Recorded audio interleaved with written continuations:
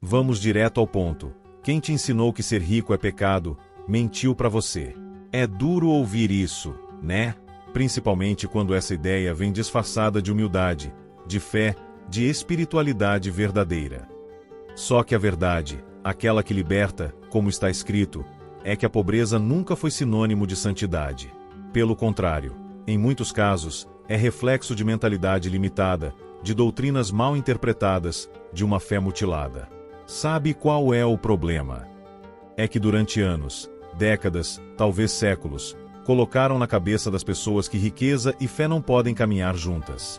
Que se você tem dinheiro, é porque se afastou de Deus. Que prosperar é um sinal de ganância, e não de propósito. E isso virou uma verdade aceitável, especialmente para quem desistiu de lutar por uma vida melhor. Só que quando a gente vai para a fonte, e aqui eu tô falando da Bíblia, a história é outra. E completamente diferente do que pregaram por aí. Abraão, por exemplo, foi chamado de amigo de Deus, e também era extremamente rico em gado, prata e ouro.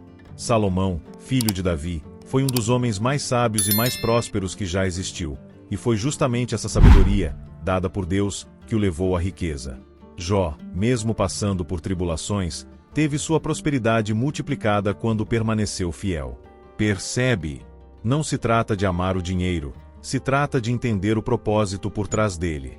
A Bíblia não romantiza a pobreza, ela exalta o trabalho, a diligência, o planejamento, a generosidade, a semeadura e a colheita. Ela ensina a honrar a Deus com os primeiros frutos, a investir com sabedoria, a multiplicar talentos. Ela ensina, sim, a ser rico, desde que a riqueza não seja o seu senhor. E sabe o que é mais curioso? Autores como Napoleão Hill, que escreveram obras como Quem Pensa Enriquece, Mais Esperto que o Diabo e A Lei do Triunfo, chegaram às mesmas conclusões que Provérbios já dizia milhares de anos atrás, que o sucesso nasce da fé, do desejo ardente, da persistência, da disciplina, do foco e da visão. Você acha que isso é coincidência? Não é. É um princípio, é lei, e quem ignora isso vive repetindo os mesmos ciclos. Trabalha demais, ganha pouco, vive preso em dívidas, com medo de crescer, tudo em nome da fé. Mas a fé verdadeira liberta, e a Bíblia mostra o caminho. Se você quer finalmente alinhar sua espiritualidade com prosperidade real, tá no lugar certo. A partir de agora, vamos abrir as Escrituras com outro olhar, o olhar de quem nasceu para liderar, para servir com excelência e para prosperar com propósito. Mas antes de continuar, comente aqui abaixo a frase de poder de hoje. Riqueza com propósito é bênção. Escreva isso como um compromisso com você mesmo, e se você acredita que Deus não te criou para viver limitado, mas para transbordar em todas as áreas. Vamos começar com uma verdade dura, mas necessária. Um dos versículos mais distorcidos da história da fé cristã é 1 Timóteo 6, verso 10. Ele não diz que o dinheiro é a raiz de todo o mal. O que está escrito é: porque o amor ao dinheiro é a raiz de todos os males. Você conseguiu perceber a diferença? O dinheiro, por si só, é neutro. Ele não é bom, nem mal. Ele apenas amplifica quem você já é. Se a pessoa for generosa, ela fará muito bem com recursos em mãos. Se for gananciosa, o dinheiro só vai dar volume à sua corrupção interna. Então, não se trata do dinheiro. Se trata de quem você se torna quando possui, e mais ainda, quem você é sem ele. Por isso, essa ideia de que buscar prosperar é algo egoísta, fútil ou de não cristão, é uma mentira perigosa. E pior, é uma mentira que foi repetida tantas vezes que virou doutrina na cabeça de muitos.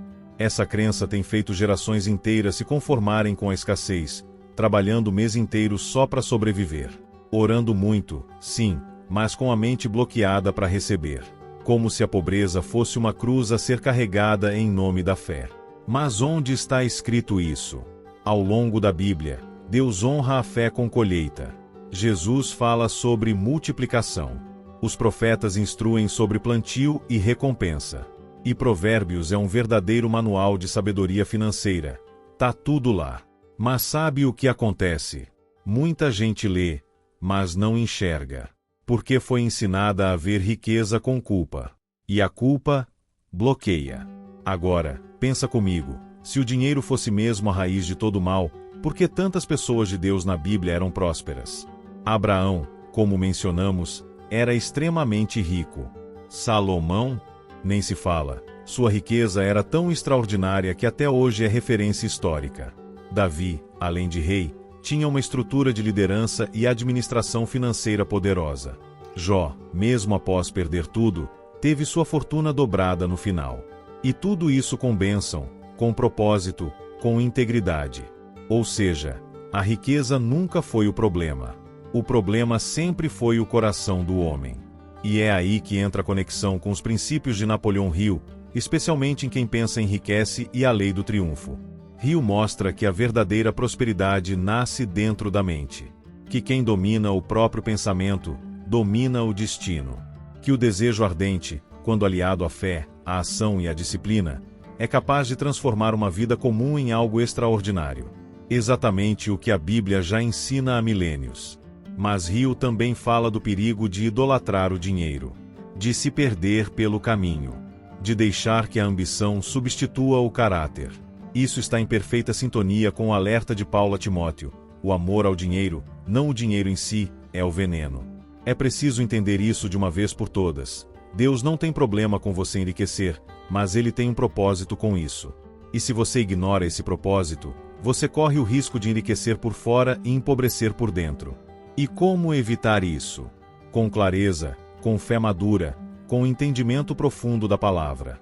E com uma decisão corajosa de romper com essa mentalidade de escassez que limita, paralisa e afasta as pessoas do que Deus realmente deseja: que você prospere em todas as áreas. Não à toa, Provérbios 10, verso 22 diz: a bênção do Senhor é que enriquece, e Ele não acrescenta dores. Esse é o ponto. A riqueza que vem com a bênção de Deus não traz angústia, não cobra a alma, não destrói relacionamentos. Ela vem com equilíbrio, com paz e com direção. Mas ela exige preparo, emocional, espiritual e mental. É por isso que reprogramar sua visão sobre dinheiro é o primeiro passo para desbloquear o que Deus tem para sua vida financeira. Enquanto você vê riqueza como pecado, como risco, como algo que não é para mim, você estará sempre debaixo do mesmo teto de limitação. Orando muito, sonhando alto, mas colhendo pouco. E não porque Deus não quer te abençoar, mas porque você ainda acredita que ser abençoado é errado. Tá na hora de virar essa chave, de entender que fé e prosperidade não são inimigas, elas são aliadas quando guiadas por sabedoria. E a Bíblia ensina isso desde o começo. Se riqueza fosse sinônimo de perdição, a Bíblia não estaria recheada de exemplos de homens abençoados por Deus, não apenas espiritualmente, mas também financeiramente. O curioso é que muita gente que condena a riqueza vive citando esses personagens como referência de fé, sem se dar conta de que todos eles eram extremamente prósperos. E não só em bens materiais, mas em influência, autoridade, visão e propósito. Vamos começar por Abraão, o pai da fé. Um homem que andava com Deus de tal forma que o próprio Criador o chamava de amigo. Abraão não era um camponês qualquer, ele possuía gado, prata, ouro, terras e servos. Quando teve que resgatar seu sobrinho Ló, levou consigo 318 homens treinados de sua casa.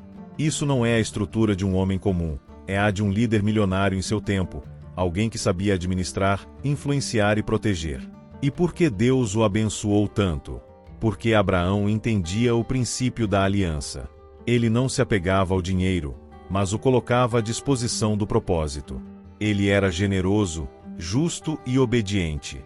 Quando Deus pediu Isaque, seu filho da promessa, Abraão não hesitou. Isso mostra, o coração dele não estava nos bens, estava em Deus. E esse coração atrai multiplicação. Outro exemplo poderoso, Salomão. Pensa comigo, quando Deus apareceu a Salomão em sonho e disse: pede o que quiseres e eu te darei. O que ele pediu? Sabedoria. Sabedoria para governar com justiça. E o que aconteceu como consequência? Deus disse que, por não ter pedido riquezas, fama ou poder, ele daria a Salomão tudo isso, e em abundância absurda. Salomão se tornou o homem mais rico e mais sábio de sua geração. Seus bens eram tão grandes que o ouro e a prata se tornaram comuns em Jerusalém. Ele não acumulava riqueza por vaidade, ele era um gestor dos recursos celestiais na terra. E suas decisões deixaram lições eternas, registradas no livro de Provérbios, que, aliás, se lido com atenção, é um dos maiores manuais de sucesso e desenvolvimento pessoal já escritos. Agora olhe para Jó, um homem íntegro, reto, temente a Deus e que se desviava do mal. Ele era o mais rico do Oriente, perdeu tudo num teste de fé, mas se manteve firme. E sabe o que aconteceu no fim? Deus restituiu tudo em dobro, porque sua fidelidade valia mais do que seus bens. Mas, veja bem, a restituição foi material também. E Deus não o censurou por ser próspero. Pelo contrário, o exaltou. Davi, pai de Salomão, também era um homem de muitos recursos. Um guerreiro, um rei, um administrador. Ele juntou riquezas e materiais preciosos para a construção do templo, que seria levantado por seu filho. E antes de morrer, fez uma das maiores doações registradas na Bíblia: ouro, prata, bronze, ferro, madeira. Tudo para honrar a casa de Deus. E isso revela outro ponto importante: ricos de verdade são generosos. Eles entendem que quanto mais recebem, mais podem contribuir. A riqueza deles tem propósito. E é justamente esse alinhamento entre coração e missão que atrai a bênção contínua. Agora, sai um pouco da Bíblia e olha para a história contemporânea. Você sabia que os princípios seguidos por esses homens, fé, sabedoria, generosidade, visão, diligência, também foram estudados por Napoleão Hill em suas obras? Em A Lei do Triunfo, ele revela que o sucesso verdadeiro é construído sobre uma base sólida de valores. E em Mais Esperto que o Diabo, Napoleão Hill mostra como o medo, a ignorância e a religião mal interpretada são as maiores armadilhas para quem deseja prosperar. E sabe o que esses livros têm em comum com os Salmos e os Provérbios? Todos ensinam que o homem que teme a Deus, age com sabedoria e mantém o foco no propósito, é inevitavelmente conduzido à prosperidade. Então, quer um exemplo prático? Comece o dia lendo Provérbios. Leia um capítulo por dia, como parte do seu milagre da manhã. Absorva os ensinamentos sobre diligência, disciplina, planejamento e generosidade. Isso por si só já transforma seu mindset. A Bíblia não separa a espiritualidade de prosperidade, ela integra as duas coisas. Portanto, quando alguém disser que riqueza é pecado, apresente a verdade. Os maiores nomes da fé foram também grandes líderes, visionários e milionários do seu tempo. E todos eles tinham algo em comum: sabiam que o dinheiro era ferramenta, não um fim. Quando o assunto é prosperidade com propósito, não tem como fugir de um dos livros mais práticos, diretos e poderosos da Bíblia, Provérbios. Escrito por Salomão, o homem mais sábio e rico de sua geração, esse livro é um verdadeiro manual de inteligência financeira, emocional e espiritual. E, curiosamente, pouquíssima gente o estuda como deveria. Em vez disso, muitos tratam Provérbios como se fosse um amontoado de frases bonitas para colocar em quadro de parede. Mas se você ler com atenção e aplicar o que está ali, vai perceber: cada versículo carrega princípios atemporais de sucesso. E não estamos falando de sucesso só no sentido moderno. Estamos falando de vida plena, de construção sólida, de integridade, de resultado. É um verdadeiro mapa para o triunfo, exatamente como ensinava Napoleão Hill em sua Lei do Triunfo. Vamos direto ao ponto. Dá uma olhada em Provérbios 10, verso 4. O que trabalha com mão displicente empobrece, mas a mão dos diligentes enriquece. Aqui está um princípio claro: diligência gera prosperidade. Não adianta ter fé se você age com preguiça. Não adianta orar se você procrastina o tempo todo. O favor de Deus acompanha quem se move, quem planta, quem trabalha com excelência. E essa é uma chave importantíssima para destravar a prosperidade bíblica. Ela não vem sem ação intencional. Outro exemplo, Provérbios 21, verso 5. Os planos do diligente tendem à abundância, mas a pressa excessiva, à pobreza. Mais uma vez, Salomão não fala de sorte, fala de planejamento, de constância, de pensar a longo prazo. De não ser guiado pelo impulso, mas pela estratégia. É exatamente o que Napoleão Hill fala em Quem Pensa Enriquece, quando ensina sobre a importância de um plano bem definido e a persistência para executá-lo. Nada acontece por acaso, prosperidade é resultado, e resultado vem de estrutura mental aliada à ação. Agora presta atenção nesse aqui, Provérbios 13, verso 11. Os bens que facilmente se ganham, esses diminuem, mas o que ajunta a força do trabalho terá aumento. Você está vendo o padrão se formando? O texto não diz que enriquecer é errado. O problema é a ilusão da facilidade, é o atalho, é o ganhar sem esforço. A Bíblia deixa claro que a riqueza sólida vem do esforço consistente, do hábito, da integridade no processo. Ou seja, não é a riqueza que destrói, é a mentalidade do atalho que corrompe. E aqui entra um ponto crucial, que Napoleão Hill explora brilhantemente em Mais Esperto que o Diabo. O maior inimigo da prosperidade é o drifting, a falta de direção. Aquela pessoa que vive sendo levada pelos ventos da distração, da dúvida, da indecisão.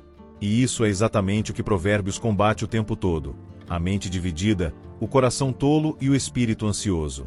O livro inteiro é um convite à sabedoria prática. E você quer ver como Provérbios ensina, de forma direta, o que chamamos hoje de fórmula da autoconfiança. Provérbios 3, versos 5 e 6. Confia no Senhor de todo o teu coração, e não te estribes no teu próprio entendimento. Reconhece Ele em todos os teus caminhos, e Ele endireitará as tuas veredas. Aqui está o segredo da confiança inabalável, fé guiada pela ação consciente.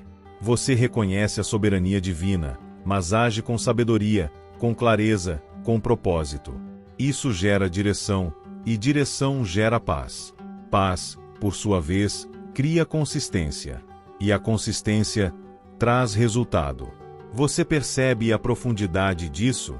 A Bíblia nunca pregou uma vida de escassez, ela prega uma vida de sabedoria. E a sabedoria, quando aplicada, naturalmente gera prosperidade. Não só financeira, mas em todas as áreas. Agora, quer um passo prático para começar a aplicar isso? Reserve 10 minutos do seu dia, todos os dias, para ler um capítulo de Provérbios. Mantenha um caderno de anotações só com os aprendizados dali. E o mais importante, aplique imediatamente o que aprender. Se o versículo fala de planejamento, planeje. Se fala de guardar, economize. Se fala de generosidade, doe. Transforme a sabedoria em atitude.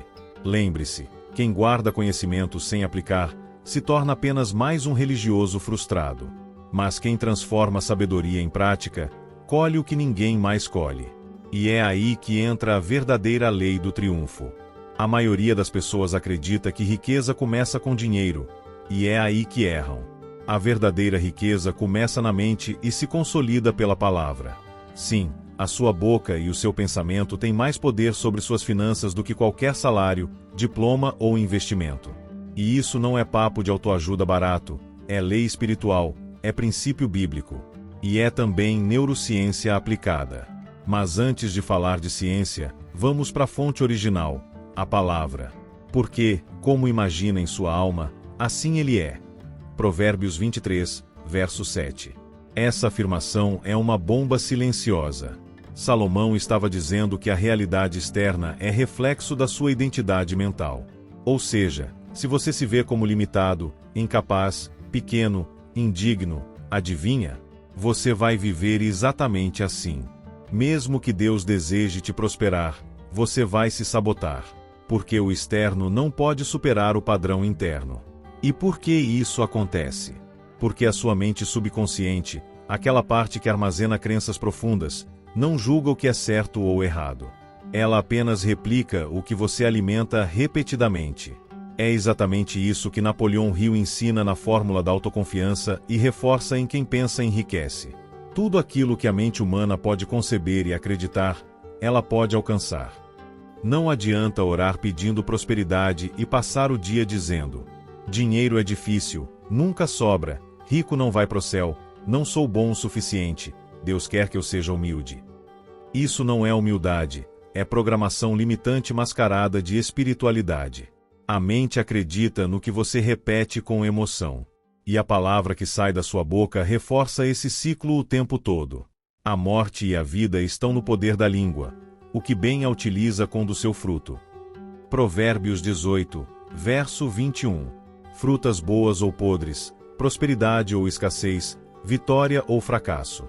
Tudo depende de como você fala com o mundo e consigo mesmo. Agora vamos conectar isso com a ciência. Estudos mostram que o cérebro é reprogramável. O fenômeno se chama neuroplasticidade. Quanto mais você repete um padrão de pensamento, mais fortes se tornam as conexões neuronais associadas a esse padrão. Com o tempo, ele se torna automático, um hábito mental. E aqui entra a importância de afirmações conscientes. Sabe por que Napoleão Hill insistia tanto na repetição de frases como: "Eu sou capaz de alcançar tudo aquilo que desejo com fé, persistência e ação"? Porque ele entendeu o que a Bíblia já dizia há milênios: a fé vem pelo ouvir, inclusive o que você ouve de você mesmo. Então, quer um exemplo prático?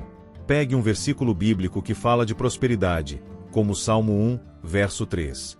Tudo quanto fizer prosperará. Transforme em uma afirmação pessoal. Tudo que eu faço prospera, porque ando segundo os princípios do Senhor. Repita isso todos os dias, em voz alta, com intenção. De manhã e à noite.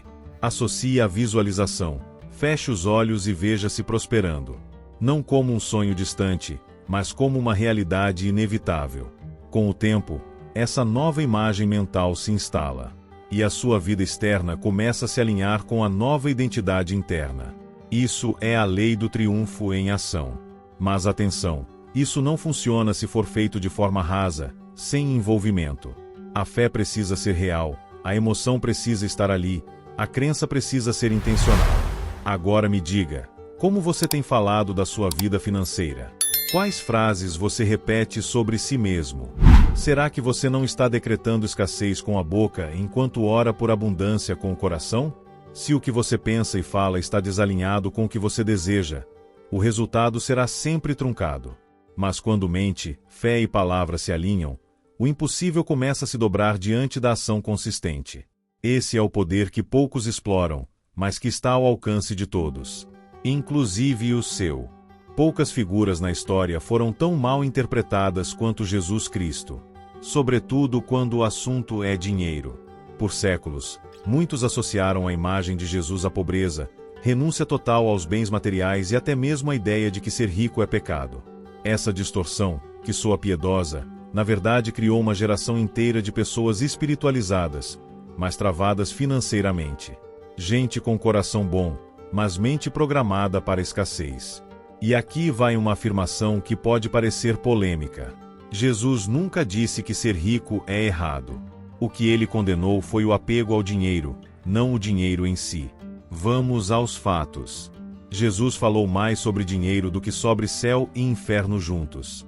Cerca de 40% de suas parábolas envolvem finanças, administração, colheita, multiplicação e mordomia. Isso te parece coincidência? Em Lucas 16, verso 11, Jesus diz: "Se, pois, nas riquezas injustas não fostes fiéis, quem vos confiará as verdadeiras?" Olha o princípio aí, riqueza é um teste de fidelidade. Não é o objetivo final, mas um campo de treino. Se você não sabe administrar bem os bens terrenos, como poderá cuidar de coisas maiores, espirituais e eternas? Ou seja, o dinheiro é neutro, é você quem decide o que ele representa. E mais, Jesus jamais glorificou a miséria. Ele multiplicava pães e peixes, curava para restaurar a dignidade, transformava escassez em abundância. Ele não ensinava o sofrimento como virtude. Ele ensinava a fé com ação, a generosidade com sabedoria e a riqueza com responsabilidade. Um exemplo claro disso está na parábola dos talentos, em Mateus 25. Um senhor entrega diferentes quantidades de talentos, moedas, a 3 servos e vai embora. Quando volta, os 2 primeiros servos multiplicaram o que receberam. O terceiro, por medo, enterrou o talento. E o que acontece? O Senhor repreende duramente o terceiro servo. Servo mau e negligente, devias ter entregado meu dinheiro aos banqueiros, e eu, ao voltar, teria recebido com juros.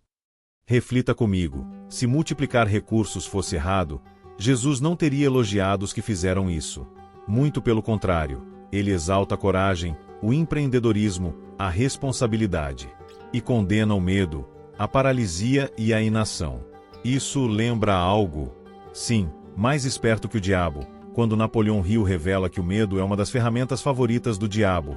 Leia-se, o sabotador interno, o sistema de crenças limitantes.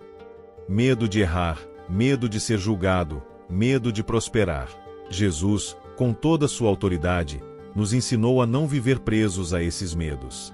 Ele queria que tivéssemos a verdadeira liberdade, livres da avareza, mas também livres da limitação.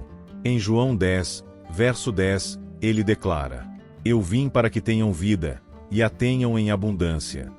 Abundância não é só espiritual, é em todas as áreas. Vida plena, transbordante, capaz de abençoar outras vidas. Porque, sejamos francos, como ajudar os pobres se você é um deles? Como sustentar causas, alimentar famílias, financiar projetos transformadores, vivendo com o mínimo? A verdade é que Jesus não quer que você se perca no dinheiro, mas também não quer que você viva refém da falta dele. O dinheiro é uma ferramenta, um servo. Não deve dominar seu coração, mas precisa estar em suas mãos para cumprir um propósito maior. E aqui vai um ponto final, que une todos esses ensinamentos com os pilares da fórmula da autoconfiança de Napoleão Hill. Jesus sempre ensinava a alinhar fé com ação. Sempre despertava a identidade antes de missão. Sempre valorizava o que você faz com o que tem. Por isso, quando você entende que prosperar é um ato de responsabilidade, que enriquecer pode ser um canal de bênção, e que a pobreza não é uma virtude espiritual, você se liberta. E começa a viver o que a Bíblia chama de vida abundante. Mas isso exige mudança de mente, renovação interior, um novo padrão de crença. A verdadeira lei do triunfo começa na consciência de que você foi feito para multiplicar. Existe uma frase muito conhecida que costuma ecoar nos púlpitos, nas rodas religiosas e nas conversas mais conservadoras. De que adianta o homem ganhar o mundo inteiro e perder a sua alma? Marcos 8, verso 36. Essa frase de Jesus é poderosa. Mas, muitas vezes, ela é interpretada fora do contexto, usada para condenar o desejo por prosperidade, como se o simples fato de buscar riqueza já fosse um risco espiritual. Mas será que é isso mesmo que Jesus quis dizer? A resposta é: não. Ele não estava dizendo que enriquecer é pecado. O que ele estava alertando é sobre prioridades distorcidas, sobre vender a consciência, sobre colocar o dinheiro acima de tudo. A advertência é contra transformar a riqueza em um ídolo. E aqui está o ponto central. A questão nunca foi o quanto você tem, e sim o quanto que você tem controla você. É totalmente possível buscar riqueza sem perder a alma, desde que você mantenha os valores certos no lugar certo. E aqui entram os princípios que se repetem nas leis do sucesso, nos provérbios e nos ensinamentos de Jesus. 1. Tenha clareza de propósito. O dinheiro em si é vazio. Se você busca por status, ego ou comparação, vai acabar caindo numa espiral de ansiedade, arrogância e insatisfação. Mas quando o dinheiro tem um propósito maior, ajudar sua família, contribuir com sua igreja, libertar-se das dívidas, investir em projetos do reino, ele se torna uma ferramenta poderosa. Napoleão Hill ensina que todo sucesso começa com um propósito definido. E ele reforça: quando esse propósito é alimentado por fé, desejo ardente e persistência, ele se torna imparável. Da mesma forma, a Bíblia afirma: confia ao Senhor as tuas obras, e teus pensamentos serão estabelecidos. Provérbios 16, verso 3. Ou seja, coloque Deus no centro do plano, e a direção virá. 2. Não sacrifique princípios por lucro. A tentação de atalhos é real. É fácil se perder em decisões questionáveis quando o foco é apenas o lucro. Mas aqui está um princípio eterno. Tudo que é construído sobre desonestidade desaba. Provérbios 13, verso 11 diz: a riqueza adquirida às pressas diminuirá, mas quem a ajunta pouco a pouco terá aumento. Quer um exemplo prático?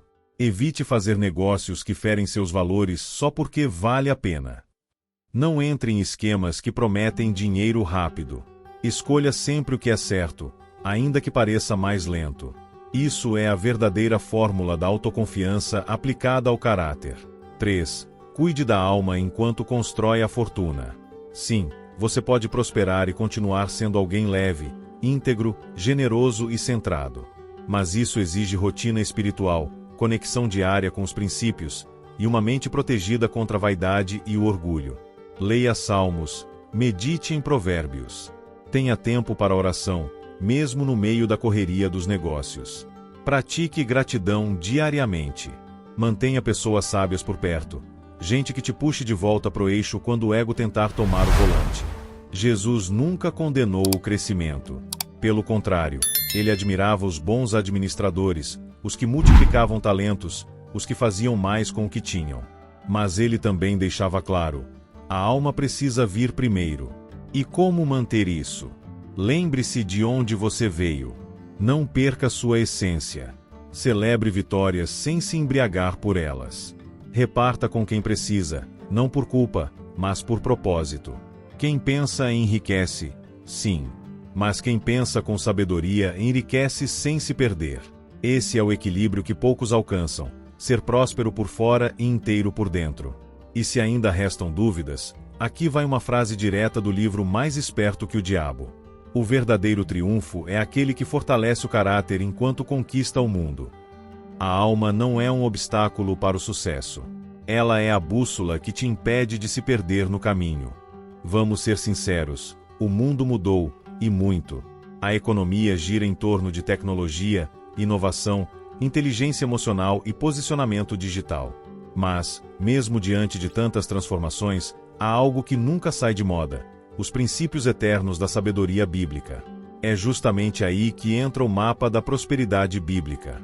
Não se trata de um segredo guardado a 7 chaves, mas sim de uma série de direções que a própria Escritura oferece para quem deseja viver de forma próspera, íntegra e realizada. Quando esse mapa é entendido e colocado em prática, à luz da realidade moderna, o resultado é mais do que financeiro: é uma vida com propósito, equilíbrio e legado. Trabalho diligente é a base. O primeiro ponto desse mapa é simples, mas ignorado por muitos: Deus honra o esforço disciplinado. Provérbios 10, verso 4 diz: as mãos preguiçosas empobrecem o homem, porém as mãos diligentes lhe trazem riqueza. Nada de atalhos ou promessas mágicas. Na prática moderna, isso significa ser excelente naquilo que se faz, seja como funcionário, empreendedor, autônomo ou investidor. Você quer crescer? Então se torne tão bom que não possam te ignorar. A prosperidade bíblica não é para os desleixados. É para os que têm visão, constância e coragem de agir, mesmo quando ninguém está olhando. 2. Administração consciente. Gaste menos, multiplique mais. A Bíblia fala de forma clara sobre boa administração. Jesus exalta os bons mordomos, aqueles que cuidam do que têm com responsabilidade e sabedoria. Em Lucas 14, verso 28, ele pergunta: quem de vós, querendo edificar uma torre, não se assenta primeiro a calcular os gastos, para ver se tem com que acabar? No mundo moderno, isso significa ter controle financeiro, cortar desperdícios, investir com inteligência e parar de gastar para impressionar os outros. Quer um passo a passo bem prático? Comece separando 10% da sua renda para doações, 10% para investimentos e 10% para educação pessoal. Os outros 70%, use com sabedoria e planejamento. Esse é o tipo de disciplina que diferencia quem sobe na vida de quem só reclama dela. 3. Multiplicação é uma lei espiritual. Na Bíblia, tudo que é entregue a Deus com fé e propósito, se multiplica. Vide os pães e peixes, o azeite da viúva, os talentos. Em Eclesiastes 11, verso 2. Reparte com 7, e ainda com 8, pois não sabes que mal haverá sobre a terra. A multiplicação está conectada com ação, generosidade e visão a longo prazo. No contexto moderno, aprenda a investir. Use sua criatividade para gerar novas fontes de renda. Construa networking, colabore, escale suas habilidades. Como disse Napoleão Hill em Quem Pensa Enriquece: ideias são o ponto de partida de todas as fortunas. Mas ideias só viram prosperidade quando acompanhadas por atitude. E o Espírito Santo é o maior inspirador de ideias que existe. 4. Conecte propósito com prosperidade. Esse é o ponto de virada. Dinheiro sem propósito vira peso. Com propósito, vira canal de impacto. A Bíblia está repleta de homens e mulheres que prosperaram com um objetivo maior. José do Egito, que salvou nações da fome. Esther, que usou sua posição para livrar seu povo. Davi, que investia em estrutura para o templo. Hoje, isso se traduz em perguntas como: como minha empresa pode abençoar pessoas? Como minha renda pode sustentar causas maiores? Como meu sucesso pode apontar para Deus? Quem vive essa mentalidade entende que a verdadeira prosperidade não é só sobre o que se tem, mas sobre o que se faz com o que se tem. 5. Renove sua mente todos os dias. Por fim, o mapa só funciona se a mente estiver alinhada. Como diz Romanos 12, verso 2. Transformai-vos pela renovação do vosso entendimento. O mundo moderno é barulhento, rápido e cheio de distrações. Mas aquele que cultiva tempo com Deus, sabedoria bíblica e desenvolvimento pessoal, caminha com clareza mesmo em meio ao caos. Pratique leitura diária, comece com provérbios e salmos, estabeleça metas claras, cuide do corpo, da mente e do espírito. A Bíblia ensina, Rio confirma, e a experiência comprova, o sucesso exterior é reflexo da qualidade interior. E assim, o mapa se fecha. Não como um destino final, mas como um caminho que se percorre todos os dias, com fé, ação e foco. Chegamos ao final desta jornada, e se você acompanhou até aqui, já entendeu que a Bíblia não é inimiga da riqueza, muito pelo contrário. Ela é, na verdade, o manual mais completo e profundo sobre prosperidade que o mundo já viu. Mas não aquela prosperidade vazia, que enche bolsos e esvazia corações. Estamos falando da verdadeira riqueza, aquela que começa na alma, se manifesta nas ações e transborda na vida. Sim, você pode crescer financeiramente. Pode conquistar, pode prosperar em meio à crise, pode sair das dívidas e pode mudar o futuro da sua família. Mas nunca mais diga que isso é impossível para alguém que caminha com Deus. Ao longo dessa conversa, vimos que os provérbios revelam segredos práticos, que Salmos renova a alma, que Jesus ensinou sobre bons administradores, e que a prosperidade, quando vem alinhada ao propósito, não corrompe, ela multiplica. Estudamos que a mente molda a realidade, o que você pensa, sente e declara tem poder criativo. A palavra tem força espiritual, a bênção ou maldição começa naquilo que você repete sobre si mesmo. A fé com obras é combustível de transformação. E a ação certa, no tempo certo, guiada por sabedoria, abre portas que antes pareciam trancadas. Mas agora vem a parte mais importante. Nada muda, se você não mudar. Não adianta saber tudo isso se, amanhã de manhã, você voltar a repetir os mesmos padrões que te trouxeram até aqui. O poder está nas pequenas atitudes, na forma como você começa o dia, organiza as finanças, trata o próximo, usa seu tempo e alimenta sua mente. A Bíblia ensina a ser rico, sim. Mas ela também exige coerência, caráter e compromisso. O milagre da multiplicação começa quando você entende que a fé precisa de movimento, e que Deus não abençoa a preguiça, Ele abençoa o esforço honesto, alinhado ao propósito e ancorado na verdade. Então agora eu te pergunto, você está disposto a viver o que aprendeu aqui? Vai continuar apenas desejando ou vai agir com fé? Vai permitir que a mentalidade de escassez continue reinando, ou vai assumir o controle com sabedoria e coragem? Porque a prosperidade está aí, ela já existe. A única pergunta é, você vai buscar da forma certa, ou continuar se sabotando por crenças que não são suas? Comenta aqui embaixo, a riqueza é minha herança divina. Declare isso com fé, não é só uma frase de impacto, é uma afirmação de identidade. E claro, se esse conteúdo fez sentido para você, curta esse vídeo, se inscreva no canal, ative o sininho das notificações e compartilhe com alguém que precisa ouvir essa verdade. Esse é só o começo. No próximo vídeo, vamos aprofundar ainda mais um tema que pode ser a chave que falta para destravar sua caminhada rumo à prosperidade integral. Nos vemos lá, e lembre-se, quem pensa, enriquece. Mas quem age com fé e sabedoria, transforma o mundo.